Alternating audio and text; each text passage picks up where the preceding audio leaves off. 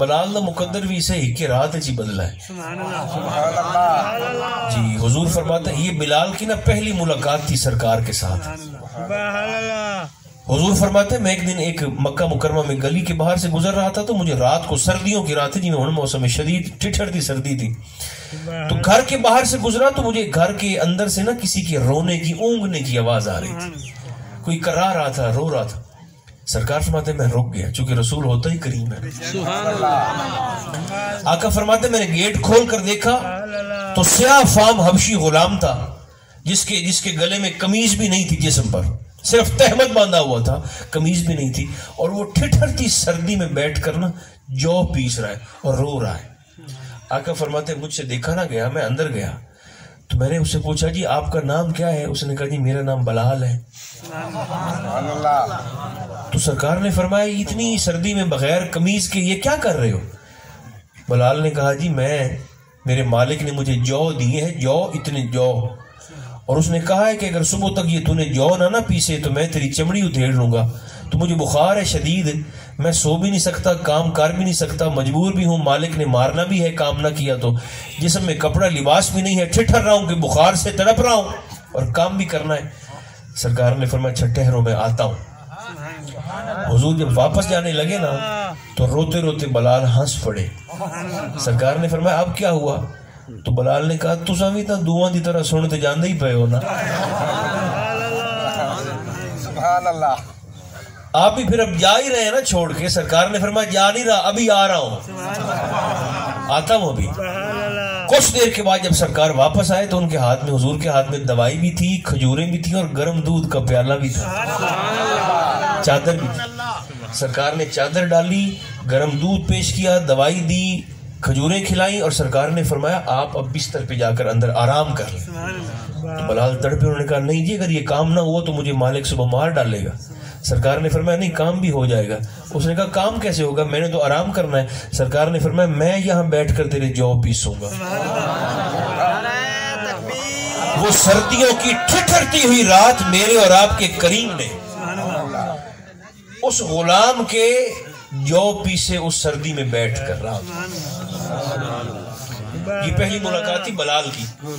फिर जब सरकार ने इतनी मोहब्बत दी ना पहली मुलाकात में, तो जब बलाल ने कलमा पढ़ लिया सरकार का, तो फिर उमैया ने क्या किया? उमैया ने नीचे अंगारे बिछाए, रेत, और जिस्म नंगा है, कमीज उतरी हुई है, और आपको अंगारों पर लिटा दिया। हाथों में और पैरों में लोहे के कील गाड़ दिए, किल बलाल को, और सीने पे पत्थर भी रख दिया और जुबान खींच कर ऊपर अंगारा भी रख दिया। ये बलाल अजान देंदा होया अशहादू दी बजाय असहादू पढ़ दे ना, ए लुकनत उन्होंने जमांदरू ना आई। ये भी हुजूर की मोहब्बत में तोहफा मिला था। वो जो जुबान खींच कर ऊपर अंगार रखा था ना उसने, तो उसकी वजह से आपकी जुबान में लुकनत आ गई। मगर चूंकि तबीयत खालिस थी ना, दिल खालिस था, तो अल्लाह ने फरमाया अस्सीन बिलाल इंदल्लाहि शीन। अल्लाह फरमाता हबीब इसको पढ़ने दे, बलाल की सीन भी मुझ रब को शीन लगती है। बलाल की सीन भी मेरे नजदीक शीन है। ये पढ़ता असहादू है, मेरी रहमत उसको अशहादू समझती है। तो जब ऊपर से कोड़े मारे उमैया बिन खल्फ ने, उसने कहा कि छोड़ दो कलमा। तो बलाल ने कहा जी नहीं छोड़ता कलमा, कलमा नहीं छोड़ना, जिस्म तेरा है दिल उनका है। तो जब मार मार के थक गया ना उमैया बिन खल्फ, तो बलाल दे कोल आके बह गया। यकीन देखें जिथे मुहब्बत पड़ती उत्थे कुछ नहीं पड़ता। जेड़ा काम केसा नाल ते मुकदमा नाल ते धक्का नाल ते ठुड्डा नाल ते बेइज्जत करन नाल ते गिरबान पकड़न नाल ना होंदा पिया होवे, ओ एक मिठे बोल नाल हो जांदा है। लेकिन उस वास्ते ज़र्फ बड़ा बड़ा चाहिए, ज़र्फ बड़ा वसी चाहिए उसके लिए। लोगों की बातों को सहना पड़ता है, और जो सह जाता है वो पहाड़ों से ज्यादा ताकतवर हो जाता है। ताकत होती है बर्दाश्त करना, सहना।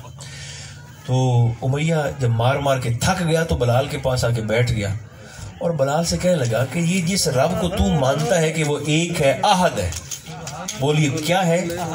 आए सारे बोलो तो मजा आ जाए। बोले क्या है ना? आहद, एक। उमैया पूछते कि जिसे तू आहद कहता है कि रब एक है, तो फरमाया तो उन्होंने देखा है? तूने देखा है उसको? बलाल ने कहा जी देखा तो मैंने कोई नहीं। उमैया ने कहा कभी उसकी आवाज सुनी है? अच्छा तवज्जो थोड़ी त्रुट गई, पहले वर्गे नहीं रहे हो। जोर से जवाब दे, जोर से। उमैया बिन खालिफ जब मार मार के थक के बैठ गया तो उमैया ने कहा कि जिस रब नूं तू आना है कि इको है उन्होंने कदे देखिए ही? बलाल ने कहा नहीं देखा। उन्होंने कहा कभी सुना है उसकी आवाज को? उन्होंने कहा सुना भी कोई नहीं। उसने कहा कभी उसकी सोहबत में उसके पास बैठे हो? बलाल ने कहा बैठा भी नहीं। तो उमैया हंस पड़ा। उमैया ने कहा तू बैठा भी नहीं है, देखा भी नहीं, उन्होंने सुना भी कोई नहीं, तो फिर कैसे कहते हो कि वो एक है? बलाल ने क्या तौहीद में डूबा हुआ जवाब दिया।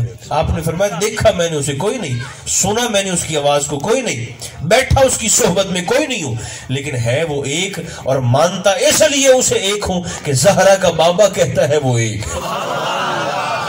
आप फरमाया कायनात खत्म हो सकती है मगर मेरे अकीदे में तब्दीली नहीं आ सकती।